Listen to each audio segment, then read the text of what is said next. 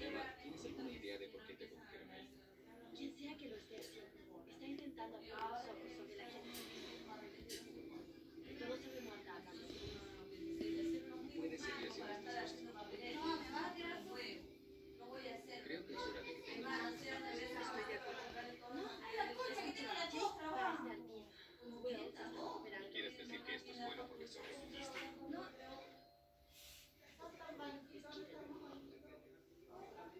Emma, esto es una locura. Me pediste 50